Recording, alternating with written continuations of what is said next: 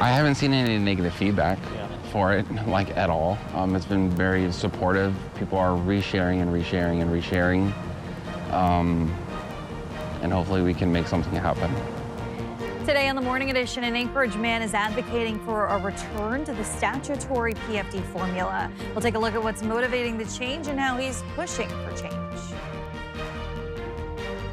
We see our rights-of-way that have messes that our parks teams, folks who are funding the parks and the park staff are out there doing work in the rights-of-way. It doesn't make sense. Anchorage is about to put a price on trash pickup in public spaces, and you could be stuck with a tab. And later, a cow that ran away from its fate at a slaughterhouse, now enjoying its very best life. We'll explore more as the Morning Edition starts right now. Good Thursday morning, everyone. Thanks for waking up with us today. I say run, be free. The cow escaping a slaughterhouse. Let it be. And just enjoying all of that nice little green pasture out there to frolic in and maybe soak up some of that sunshine, too. Yeah. Are we going to have some sunshine? Yeah, unfortunately not here across South Central. If you do live out west in parts of Southwest Alaska, you'll see some of that sunny weather in the forecast, along with it some cooler conditions. Now, here across South Central, we're actually waking up to some foggy conditions in the forecast. Those temperatures are sitting in the lower 40s. We do have, for the most part, fairly calm winds, but that visibility this morning could pose some issues for parts of South Central. You can see across the region, we continue to favor rain showers, more so out towards Prince William Sound. As you head through western parts of Prince William Sound, this is where we've seen most of that rainfall, where we've seen several inches of rain accumulation. Now, inland areas, we've managed to stay on the dry side outside of some passing showers. That's what we can expect to see throughout the day with largely dry conditions and then a gradual return to some possible showers throughout the afternoon and evening hours. So we do have that rain with us that's still occurring across South Central, more so out towards the Gulf Coast region. And of course, we're also watching inland areas of South Central where we are seeing some of those foggy conditions. This is a photo coming out from just outside the station here in Midtown, and you can see that visibility greatly reduced at times. Now, not everyone is seeing that out towards the airport. Visibility, not much of a concern. Now, if you head into Midtown, downtown, and East Anchorage, we are seeing some of those foggy conditions. So just take note of that as you get out on the roadways, as you will encounter the potential that visibility could be reduced at times. We are going to see afternoon highs today, warming into the upper 40s and the lower 50s. We may see some sunshine breaks, but the overall trend continues to favor those mostly cloudy to overcast skies. And we're also watching temperatures, which will cool down into the weekend, more so through the overnight hours. I'll have more on that 7-day forecast for you and what to expect as the weekend arrives coming up. In today's top story, an Anchorage man is making a push to return to the statutory PFD formula. Stephen Spann launched the change.org petition shortly before the Department of Revenue verified the official PFD amount, seen as one of the lowest inflation-adjusted PFDs the state has ever seen, coming in at only $1,000. Representative Calvin Schrage, who is Spann's state representative, said the full statutory dividend just wasn't realistic this year. Just again, I find, or it's my view that the dividend has tremendous value to Alaskans. I want to see the dividend continue into the future, but to do so, we have to be honest about what it's going to take as a state to be able to pay dividends, and that's going to require either us to look at the way oil and gas pays the bills, or doesn't in Alaska, or broad-based taxes. I think it's inevitable for the state of Alaska looking into the future. House Minority Leader Mia Costello said on the topic in part, quote, "Voters have a right to be mad when Alaskans' ownership share in our natural resources in the form of a dividend is taken by government to grow government. I applaud Mr. Spann for his efforts to increase our dividend." Now, eligible Alaskans will receive their PFD beginning October 2nd. The statutory formula was made optional in 2017 after the Supreme Court ruled the PFD amount had to be approved by the legislature and was able to be vetoed by the governor. More information on Spann's initiative, including lawmaker reaction, can be found on our website or mobile app. Turning now to the newsroom for your morning update on local headlines and top stories from Adelmi Ruiz. Adelmi.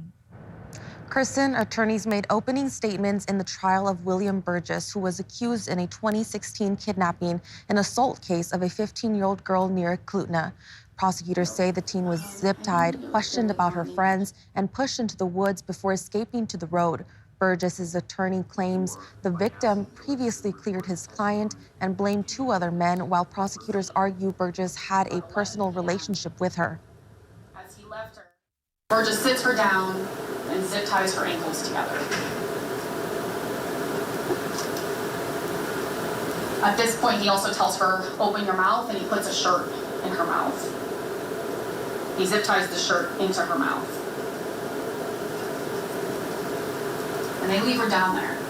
And right before he walks away, he says, it sucks I had to do this to you, because I really liked you. It was the other two defendants who hurt her. In other words, she stated that Burgess was innocent. She said, he didn't do any of those things to me, and I just feel really bad having somebody spend so much of their life in jail when they didn't do anything to me. The charges are second and third degree assault, sexual assault, and violating the conditions of his release. Burgess's trial is set to resume on Monday morning. A job fair opens today in Fairbanks where dozens of employers, including several retailers and banks, will be hiring. Some will be offering interviews there at the fair and making offers on the spot as well. They recommend to dress professionally and come ready with a resume. They're currently expecting about 150 to attend. The employers are well aware that we have interview rooms that they can interview people. They can do it right there at their table if they want to as well. But typically this is one of those that we'll see probably a lot of people getting hired. The job fair today will be followed by an event in October, but that will be a more general job fair. Kristen. All right, thanks, Adelmi. Turning 654 tons of trash into composting treasure. That's the mountain of organic waste kept out of Anchorage landfill last year. Lauren Maxwell shows how composting is transforming kitchen and lawn scraps into a resource and why the city says they've only just begun. Nick Reardon's contribution of old vegetables to this growing pile. Those are cucumbers. Oh, they look slimy. Yeah, didn't get to them soon enough. May not seem like a lot, but when it comes to keeping organics out of the landfill, every bit adds up. Take a piece of romaine lettuce is 90% water. So trucking that stuff and hauling it to the landfill, packing it away, also just costs a lot of money for our ratepayers. Organics also take up a lot of space at the landfill, but the issues don't end there. When organics like these food scraps break down in the landfill, they produce methane, one of the more powerful greenhouse gases that can contribute to global warming. It's why the city started a curbside composting program several summers ago, bringing food scraps and lawn waste to the Midtown Materials Recovery Facility, where steaming piles of organics So this is composting in action. are changing into compost from the heat inside. It's over 60 degrees hotter inside of this pile. That's a good sign. That's showing you there's a lot of life happening in there. The city is experimenting with different ways to compost materials, with the hope of doing more. And there's a market for that. Oh yeah, there is definitely a market. So far, the end product is high quality that can go to a garden instead of the landfill. Lauren Maxwell, Alaska's news source. A new surcharge on trash in the municipality aims to raise funds to keep Anchorage's parks and public spaces clean. The surcharge passed the assembly this week. Joe Allgood spoke with the legislation sponsor and Solid Waste Services about how this would work and the changes people could expect. You used to go to parks and there were trash cans or the bus depots and trash would get picked up. There would actually be trash service in the community. But right now, there's nobody really who is responsible for clearing trash out of public spaces. In a bid to keep Anchorage's public spaces clean, the municipality will soon add a surcharge for each load of trash collected, the revenue from which will be earmarked to support cleanup crews. We have been helping out where we can. I mean, Solid Waste Services wants to provide help and support where we can. But like I said, there gets to a point where as you're running it as a business, you need to have some sort of a funding mechanism to be able to continue doing that. And that's what this AO provides. Currently, it is often unclear who the responsibility falls on. Around the parks, around our greenbelts and rights-of-way, mattresses and big pieces of stuff that are just left out, and there's nobody whose job is this to pick up. And then it ends up being someone from our parks team, and that is mission creep. One man's trash, Solid Waste Services treasure. Somebody is going to pay for it on one side or the other. For small loads of 1,000 pounds or less, the charge will be a flat $4. Let's say you bring a truck full of garbage to the landfill or to the central transfer station. You would pay $18 for the truckload, $2 for recycling, and $4 for the Healthy Spaces surcharge. For loads larger than that, the cost becomes $4 per ton. There is a need now to clean up those green spaces. I think people want to clean up, our city, and this is a mechanism to do that. Joe Allgood, Alaska's news source. In Fairbanks, the Iceberg Recreation Area is nearly doubling in size. The new land, part of a 309-acre donation, sits on Chena Ridge. It's where many trails already connect the donated parcels to the existing 325 acres. Borough leaders say this expansion is about more than just space to play. It's about planning for the future and as growth and development put pressure on public lands. It's what we call passive management, and it's residents and volunteers in the area who do the hard work of maintaining those trails, and we're really grateful to them for that because it really allows us to have, a community asset without a lot of expense on the part of everybody around the borough. Borough leaders say the larger recreation area will ensure Fairbanks families have room to hike, ski, and enjoy the outdoors for years to come. Still ahead, it's been 2 years since the USS Ted Stevens first hit the water back in 2023, but now they're saying it won't be too much longer before the ship is officially commissioned and part of the U.S. Navy. We'll learn more when the Morning Edition returns. Areas of fog across South Central. Ongoing rain continues for the Gulf Coast region. I'll have more on that. First at sunrise, 7:52 in Anchorage, 6:50 in Juneau. Your full forecast is next. Welcome back. 15 minutes past the hour on this Thursday morning. Aaron, what's in the forecast today? Well, we're still watching some of those cooler conditions spreading across the state, more so out towards western parts of Alaska, where we are seeing those temperatures this morning sitting near or below freezing. 27 degrees in Nome, 32 in Bethel, 35 degrees in McGrath. We've still got some light areas of wintry mix and snow showers that's occurring along portions of the slope, where we are waking up to those temperatures sitting right around that freezing mark. Meanwhile, as you head across coastal areas, while we are still on the cooler side, we're still favoring some wet weather in the forecast. As you head out the door this morning, that bus stop forecast, you will see some of those foggy conditions across South Central. That fog should begin to burn off here over about the next 3 to 4 hours, and we are seeing those temperatures sitting in the lower 40s, and will rebound back into the low to mid 50s later this afternoon with a passing shower looking possible.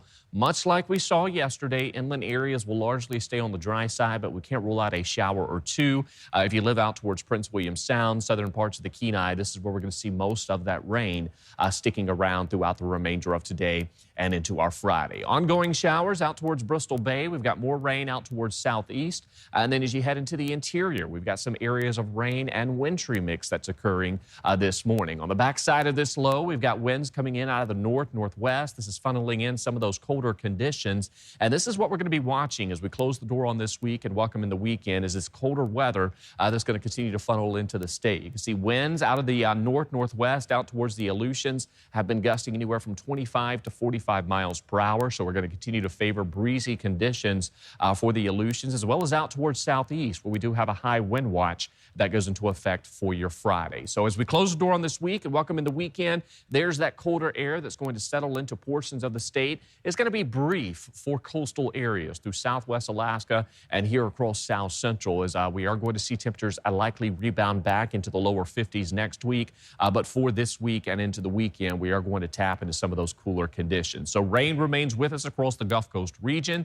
We are expecting to see a couple of more inches out towards Whittier and Portage Valley, and then ongoing heavy rain out towards southeast. Now, as we close the door on this week and welcome in the weekend, we will begin to see some drier weather making a return to South Central, with the possibility that we could see some sunshine breaks in the forecast as well. But until then, we are going to continue to favor that rainfall with the heaviest activity through western parts of Prince William Sound. This is where we could see an additional traditional 1 to 2.5 inches of rainfall, while inland areas of South Central, most locations will see less than 0.2 of an inch of rainfall by week's end, with some locally heavier amounts. So not expecting to see widespread rain by any means for inland areas, but we will keep some of that rainfall around through at least early Saturday morning. And then we kind of dry out as we welcome in the start of next week. Those temperatures do top out in the upper 40s. Overnight lows, we're still chasing our first official freeze of the season. And by the middle to the end of next week, Kristen, we could see those temperatures make it run back into the lower 50s. So we're just talking about a somewhat of a brief, short-lived cool snap that we'll see. Of course, we're still waiting for that first freeze. All right, thanks, Aaron. Nearly 2 years since it first hit the water, the USS Ted Stevens is nearing commission. Jace Bertrand takes a look back at the ship's history and what we can expect in the future. By 2027, the United States Navy will have a new ship in its fleet. The ship is almost complete, and we are in time trials and sea trials, so we'll be once the trials are done, it'll either be the fall, this time next year, or the following May, because we really encourage the Navy not to commission the ship in the winter. The USS Ted Stevens was first christened in Mississippi in 2023 after the ship was first launched. We take immense pride in christening this fighting ship, entrusted to the world's finest sailors who will in the not too distant future put to sea and carry the name of a heroic American, Senator Ted Stevens, across the globe to protect and advance our interests, deter conflict, and if necessary, to fight and win. The Arleigh Burke-class destroyer was named after Alaska's longest-serving senator, following efforts from Stevens' family. All ships' names are chosen by the Secretary of the Navy, and then the Secretary of the Navy chooses the ship's sponsors. We've come to recognize that as sponsors of the ship, it's a lifetime commitment to the ship and to the crew, as it is now and will evolve, that we have a relationship with them, help them to understand the spirit of the man whose name will be on the ship. Boasting a 510-foot-long frame and guided missile systems, the ship has been described by some as the most powerful destroyer in the world. Once the ship is commissioned, it will be christened once again in Alaska to honor the boat's namesake. It's a big celebration, and it's quite an honor for Alaska to be having the ship commissioned here. Alaskans will also have the chance to tour the ship, as well as see it enter port. Following its christening, the USS Ted Stevens will be docked in Norfolk, Virginia. Most of the crew that is on the ship currently and going to be enlisted on the ship are all stationed out of Norfolk. Regardless of distance, the ship will always be a part of the last frontier. Jace Bertrand, Alaska's news source. Thanks for listening to our podcast. Click subscribe so you can get the latest podcasts from Alaska's news source automatically and stay up to date with breaking news and in-depth reporting available for free 24/7 with the Alaska's news source app.